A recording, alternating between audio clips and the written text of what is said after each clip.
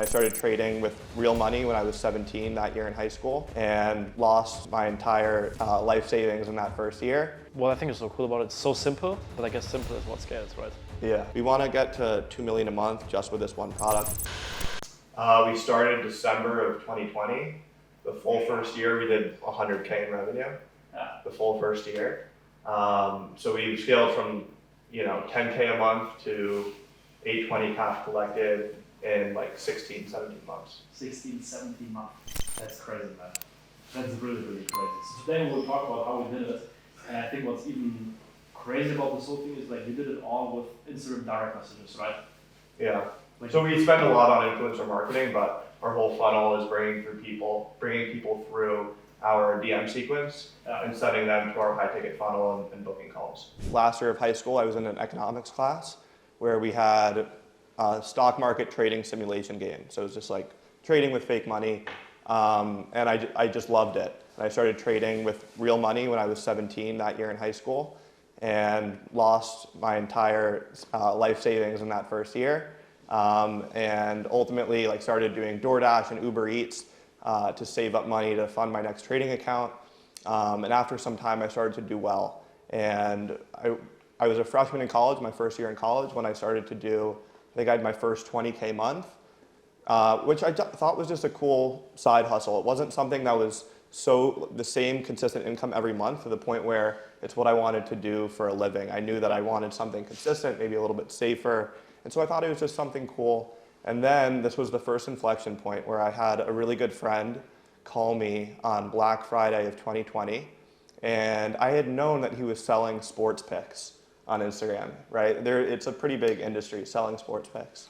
And he told me that he made $1,100 on Black Friday. And that to me was like more money than I had ever heard of making in a day from selling online. Yeah. And he told me that he thinks I should do it because he knew I would start to do well with trading and he knew other people were doing it. And I was in Discords at the time as well. I knew it was a thing, but it seemed really complicated. And he said, you should just give it a shot. And this was right in the heart of COVID, right? December 2020. So all my classes in college were online. I knew that if I didn't want to go the traditional path and I wanted to amass a lot of wealth at a young age, this was kind of my one chance to do that. And I was lucky from kind of other hustles I'd had in the past in middle school and high school, but I somehow knew the amount of volume that was required to start selling. And the reason why I started hammering DMs right away was because the content was horrible. I had no clue how to use a camera. I wasn't videoing myself. I didn't show my face. Yeah. I still had this idea of wanting to work for a big company after college. So I had this innate skill, also probably from past experience, to where I knew how much volume I needed to push in the DMs. Yeah. So from day one, I was doing 200 DMs a day. Okay.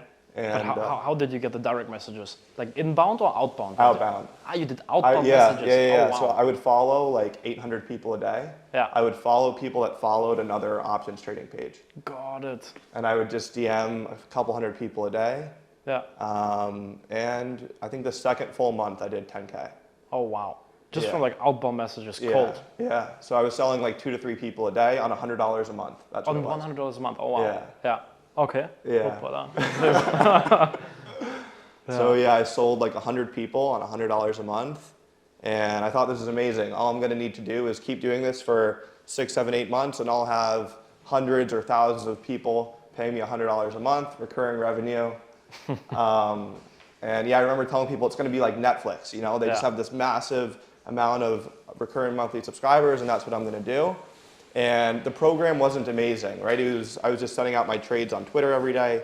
Yeah. It wasn't super personalized, no support. And so we were churning at about 50% a month. Yeah. I would lose 50% of my customers every month and I'd have to keep grinding in the DMs every day and every month to sell another batch of people. Yeah. And so that's why we didn't scale past 10K a month. The full first year, it was really 8 to maybe 11K a month. Yeah. And towards the end of the year, I would start to run like, a 3-month package or a 6-month package at a discounted monthly rate. So I was tapping into that little high ticket space. Yeah. And those were my biggest days. I remember in August of 2021, I said this is the last time you can buy a 6-month package or a 3-month package, and I did 4K in a day. And I told my mom, I was like, Mom, this is amazing, but this is the last time I'm gonna do money like this ever in a single day, because I blew all the leads that I had, like I got them sold, and now it's just gonna be $100 a month, and we're churning a lot. It's the biggest day I'm ever gonna have. I remember I told her that, 4K in a day. And she was like, no, I think you're really good at this. I think you'll figure out other ways to monetize in bigger fashion. And January of 2022, I started my first shout outs. Yeah. So I'd seen, I followed some theme pages and I saw some people that were selling info running shout outs. And I just, if people are spending money on something, it means it's working, right? They keep spending it. I keep seeing the same creative week after week. It must be making them money. And so right off the bat, I just started copying other people's creative that were running a lot of shout outs, right? That's one of the biggest things I learned early on was really good marketing is taking what a lot of people are spending money on and just repositioning it or even copying it straight up if you can. And you'll drive results, right? You don't need to reinvent the wheel. And so I think the first month I spent like 3 or 4K on shout outs and returned 40K in January of 2022. So we kept sort of increasing spend a little bit and doing bigger numbers. May of 2022 was my first 6-figure month. We did 100K in revenue. And the last day of May, we had done like 75K in revenue for the month. And it was the last day, I had just taken my last final in university. And on my drive home, I put up a story, like I'm taking on 5 mentorship one-on-one students for 3K. And 8 people bought in like 20 minutes. And I went from 75K to like 102K for the month. Yeah. And that was my first 6-figure month. And then it was also the first time I invested into education. Yeah. Okay. And also another thing I'll add is, the full first year, I didn't grow at all because I didn't invest at all into education. I was really scarce. I was holding on to this money because it was this idea that I had that I can stack money while I'm in college, but then I'm going to get another job. So just hold on to this money and save it. And I wish I hadn't done that. Yeah. It's been super fast at scaling for sure, but it could have been much quicker if I wasn't so scarce with the capital, the revenue that I was making. And you're doing everything through direct messages.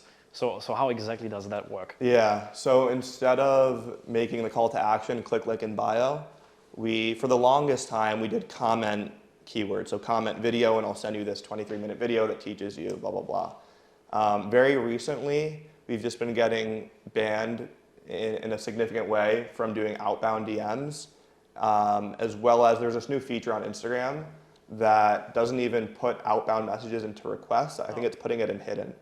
My stutters actually sent me this on like day 1 of this mastermind. They're like, we gotta change something up because our DMs are going to hidden, I think it is. Yeah. So now we started doing DM me keyword as opposed to link in bio.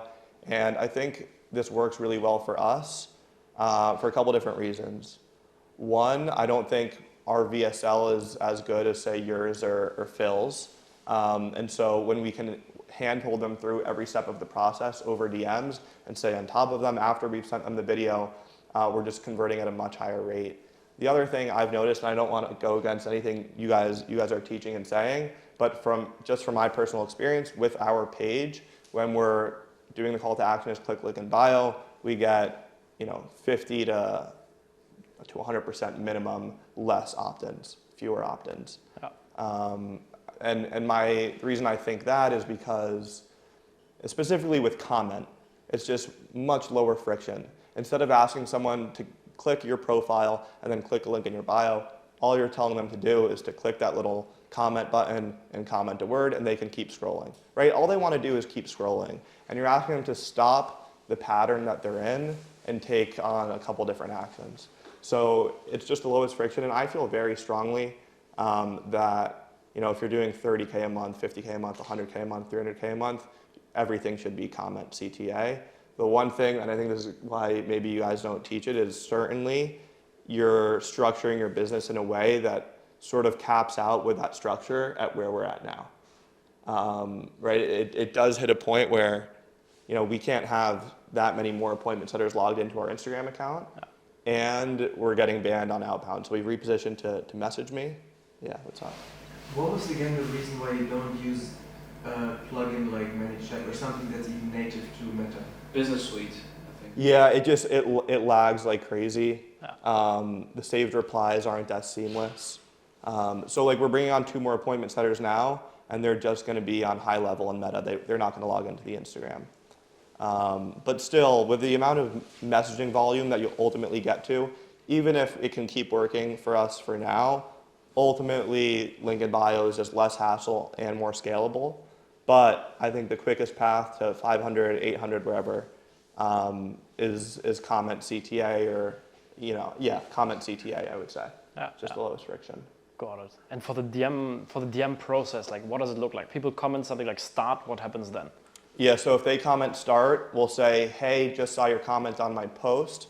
I'll send over the video in a minute. Cool if I ask you a couple quick questions to see if my program, or my group, if my group and the video can even be of help to you. And it's really significant there that we're saying, hey, just saw your comment on my post. It's not like I'm some random guy going into your DMs. I'm setting the frame that you reached out to me. Yeah. And yes, I'm messaging you first, but because you initiated interest. Yeah. And then from there, we ask them a couple simple questions that are really easy for them to say yes. Yeah. And just to build rapport, right? So the first thing we'll ask is, do you have an hour a day to put into this? That's what our system requires to be a profitable trader. Yes. Okay, cool. Are you already trading or newly looking to get into it? Just trying to figure out where you're at right now. And it doesn't matter what they say. We just want them to feel like we're hearing them. Yeah. We understand where they're at, and we're directing them to a resource that's going to help them exactly where they're at right now. So we change one word. If they say I'm a beginner, we're like, perfect. We work with tons of beginners, blah, blah, blah. Here's the video. Yeah. If they say I'm trading already, we say, awesome. Here's the video, right? It doesn't matter, but we want it to be like, I'm sending you this video because you just told me where you're at right now, and I'm going to cater to that. Yeah. And then you send them the VSL. Yeah. Right? Yeah, so then we send them the VSL, and 24 hours after, if we don't hear from them, our setters will reach back out and say, hey, did you get a chance to watch that video I sent over? If they say, yeah, we say, okay, cool. If the minimum budget of 3K works, which is the budget we mentioned in the video, can I send over a link to schedule a call so we can discuss everything in detail? If they say no, which a lot of them do, then we just say, okay, cool, it's 25 minutes long. Let me know when you have a chance to give it a watch. Yeah. So super easy peasy. You guys can just schedule calls. No like super long, complicated script. No. Just as simple as possible. Yeah. Yeah. I used to send super long scripts, and right, people want quick things that they can just read quickly. Yeah. Yeah. So regarding lead quality, no-show rate and stuff like that, right? Because the friction is low, right? The comment CTA, and on top your content is often going to be crazy personal. So have you ever struggled with that, and how have you solved that? Like, is your thank you page after booking a call like super? You don't have the thank you. No, I do, but yeah, but I want to touch on our thank you page too in a second because it's funny. But our show rate's 68%, which, for example, Lucas Lee Tyson's is 50%, and he double books every single closer. Yeah. And then if 2 people show up, he'll just sling it to another closer. We're going to start double booking as well. I think at a lower scale, our show rate was higher. And when I was doing more personal stories, for sure, so I'm going to start doing it more. I think it has hurt our show rate a little bit. But if you compare our process to traditional paid media, where you see a cold ad, you watch a VSL, and all of a sudden you have a call booked for tomorrow, they're still a lot more warmed up, right? They've been seeing our content every day. They've been seeing my face a lot. And the VSL needs to be really good, which ours isn't. One of the reasons why we do comment is because it's not perfect. But you need to get them bought in. You need to get them to admire you from the VSL and tell a good story. Double bookings, yeah. We also recently started doing them, even triple bookings. Really? Yeah, it's good. Yeah. And thank you page? Yeah, so our thank you page, I don't show testimonials. I don't get them super fired up. I say, please don't be in the car. Please be in a place where you can take notes and focus for this call. And don't come on this call and tell us we're a scam. If you do, we'll end this call. We've established ourselves as the absolute pinnacle of online education in the trading space over the past 2 years. And if you hop on here and tell us we're a scam or whatever, we're just going to end the call. And you can check out our Trustpilot reviews on this link right here. Please read them before hopping on this call. And I'm very direct. I don't have this super high energy, like, we're so excited. Check out all these testimonials. I'm direct. Nice. That's awesome, man. Like really, it's like what I think is so cool about it. It's so simple, but I guess simple is what scales, right? Yeah. Yeah. What's your plan to scale further? What are the next goals? Yeah, so I think if, just continue spending more on shout outs and get other traffic channels in the mix, right? So we have IGDM ads going right now. I think we could scale those to, $500,000 a month or something. Yeah. And the ideology behind that is I was telling a friend of mine that I'm going to launch TikTok, I'm going to launch YouTube and all these other paid traffic sources. And he said, why would you do that if your biggest strength is your setters? He said, can your setters get more, can they take on more traffic? Can you get more setters into Meta? I said, yeah. Like, just give them more traffic, right? So just get them more DMs. And so IGDM ads are a really good solution for that. So that's sort of our lowest hanging fruit that we can go after. And then long term we want to get to 2 million a month just with this one product, maybe a back end as well, but 2 million a month with this funnel. Yeah. And then from there, and I'll get into Lucas, what Lucas is doing as Yeah. well. So Lucas Lee Tyson, he got from 0 to 2 million a month with one funnel, teaching you how to start and scale YouTube, a coaching business with YouTube ads. And then from 2 to 10, and he's gone from 2 to 4 a month, and he did it in 2 months. Yeah. And he said, I'm simply following the playbook of Russell Brunson, Cardone, Ty as well, where I'm just launching a low ticket funnel. So what he's doing is he first went from 0 to 2 million a month with a high ticket product. Yes. And then he's launching a low ticket funnel. Okay. It's $8 a month. It introduces all the traffic he's getting to a broad opportunity. Yeah. So for him, that's online education. For us, it would be investing. And now he's spending over 1.5 million a month. So he has over 50,000 buyers coming into his ecosystem every month. Oh, wow. And they're all getting triggered to now 3 different high ticket funnels. Yeah. How to start and scale with YouTube ads, how to be a closer, Yeah. how to be a setter. So for us, that could be a different trading offer, a real estate investing offer, right? All these different investing opportunities and a different guru, a different face for each of those offers. Yeah. Some people are going to resonate with one guru more than another. A certain opportunity might interest them more, right? Someone may not want to day trade, but they like long-term investing. Someone may not want to start a coaching business, but they don't want to do a 9 to 5. They want freedom. They'd love to be a closer. Yeah. Got it. Nice. So 0 to 2 million, just one high ticket product. And then you launch a front end one, right? He's doing YouTube ads. He's spending 1.5 million a month on YouTube ads for the front end product. It's just running break even. I think you mentioned. Yeah. So it's a 1x right away, and then after refunds, it's 0.8x. So he's losing on the front end. Yeah. And when he was doing 2 million a month, I think his ROAS was 2. Yeah. And now with low ticket, his overall ROAS is 4.5 or 5. Yeah. Nice. That's amazing, man. Do you guys have questions on that? So when it comes to your DM process, how many comments approximately can get you one call? It's a good question. Probably around 25. Maybe over time more, but a call in the next 24 hours. Yeah. Because the other thing with DMing, and I think this is a pro and a con, but most of them aren't going to convert within 24 hours into a booked call. So in one sense, link in bio, they click, they'll book a call that day. On the other hand, if they forget about it, you can only get them from email or theoretically SMS, which works well also. But yeah, I'm not sure which one ultimately extracts more calls out of that little network that you have, but maybe long-term, 3 out of 30, maybe 10% of comments schedule a call. I didn't quite understand the low ticket front end offer, the second one. The initial 1.5 million spending comes from the high ticket earnings or out of pocket or? Yeah, that's his ad spend for the month.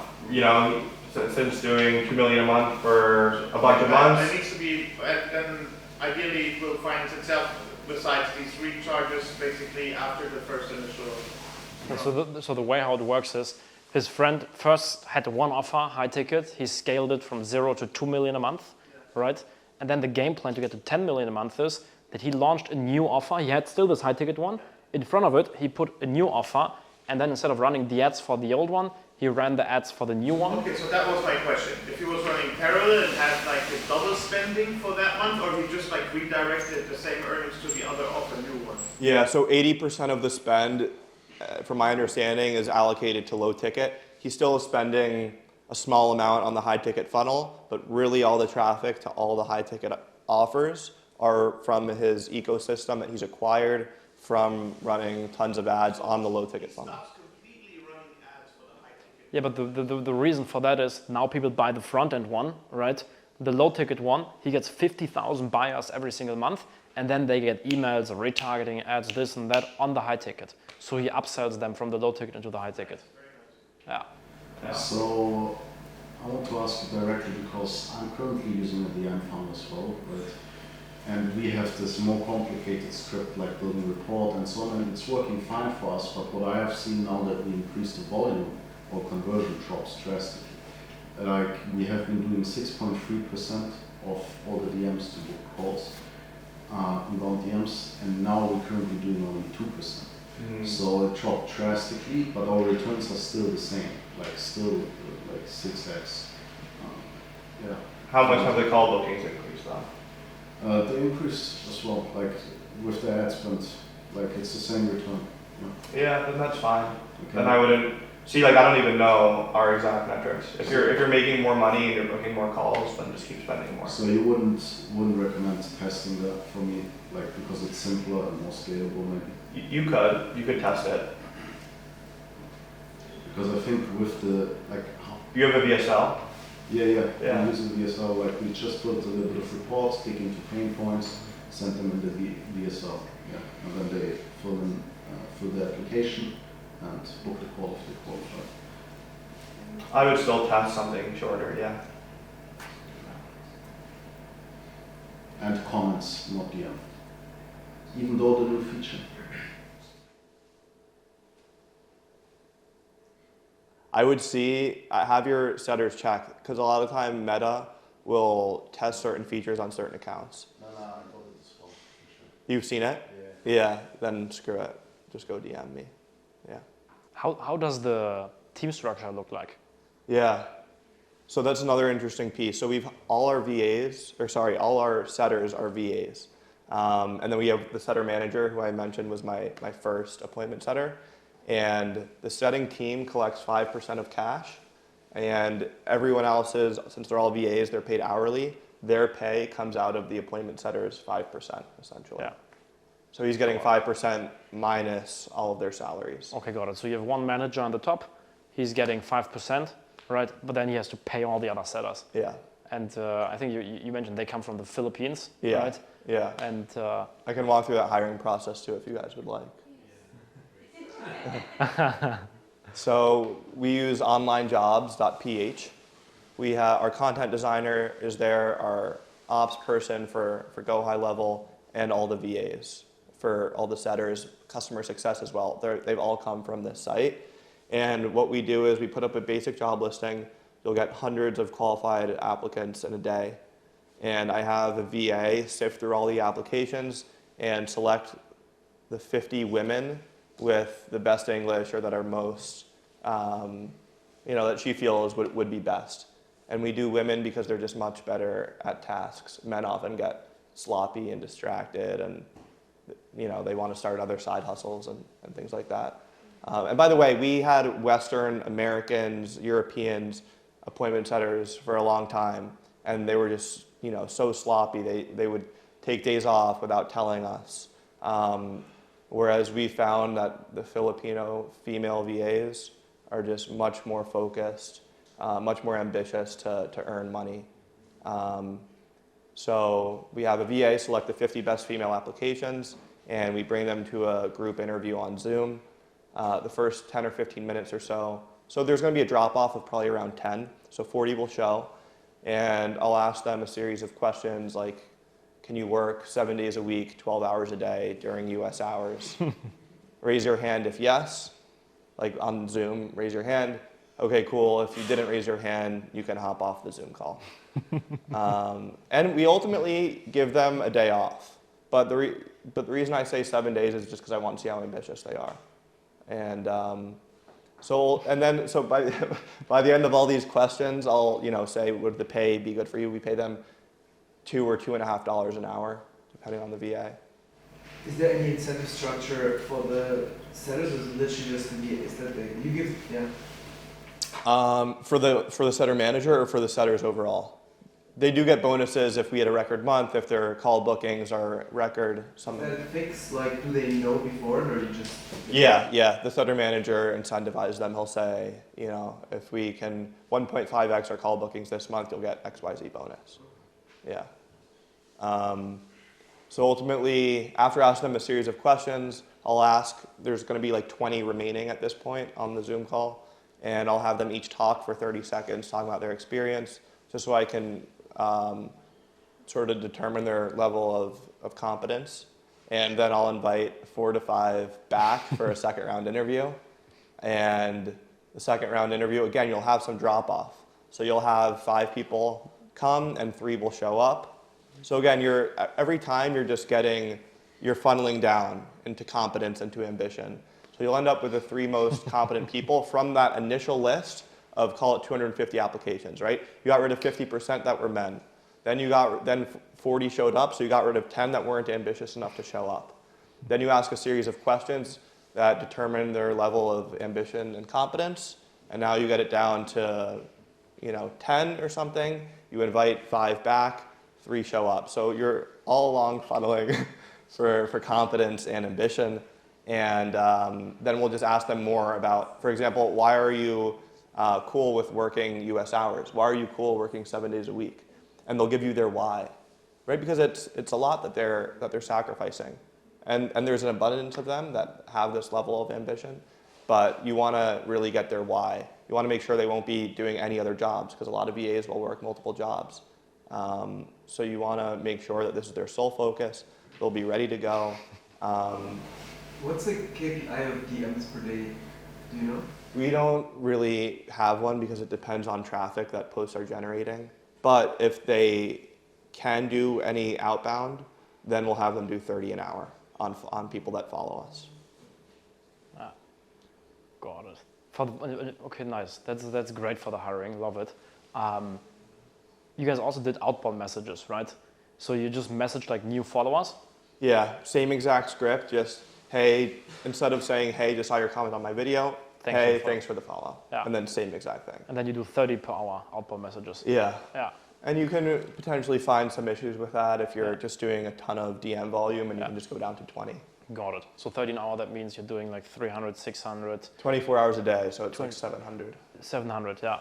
What if you grow more than 1,000 followers per day? Like recently you grew 15,000 followers. Yeah, I mean, most days we're not doing outbound. But it's only on slow days where there's not enough inbound. We still probably collect, I was talking earlier, probably something like 30 to 50K cash from outbound a month, something like that. Nice, but all of it is like mainly inbound. Yeah. Cool.